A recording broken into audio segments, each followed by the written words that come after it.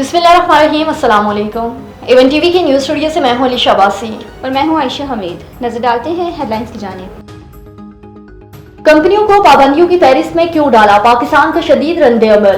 कंपनियों के strategic programme से ताल्लुक के इल्जामात मुस्तरद कर दिए जाएं। इसहाक डार का कौमी असम्बली में जवाब, कहा अमरीकी इक़दामात मोतसबाना और सियासी मुहर्रिकात पर मबनी है। तिजारती इदारों के लिए टेक्नोलॉजी तक रसाई में रुकावट हुई। पाकिस्तान ने मामला अक़वाम मुत्तहिदा और दीगर प्लेटफॉर्म पर उठाया। पाकिस्तान का स्ट्रेटेजिक प्रोग्राम कवानीन की पासदारी करता है। पाकिस्तान के बाद चीन की तरफ से भारत को बड़ा धचका। चीन जंगनान के इलाके को अपना नाम देने पर डट गया। जंगनान चीन का हिस्सा है। तर्जुमान चीनी वज़ारत ख़ारजा का दो टोक पैगाम, कहा चीन नाम देना हमारी अंदरूनी मामलात में शामिल करता है।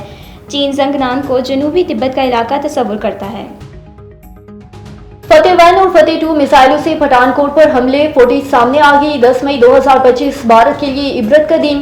पाक फौज ने अहम तंसीबात को राख का ढेर बना दिया। मिलिट्री तंसीबात को भारी नुकसान पहुंचाए।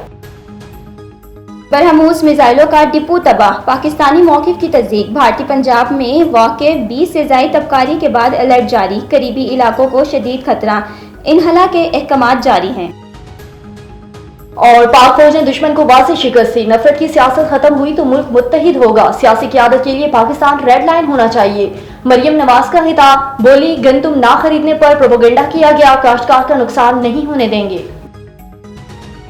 एवन टीवी के न्यूज़ स्टूडियो से फिलहाल कितना ही। मज़ीद खबरों और अपडेट्स के लिए देखते रहिए एवन टीवी। A1 TV, सब पे नजर, अंदर की खबर।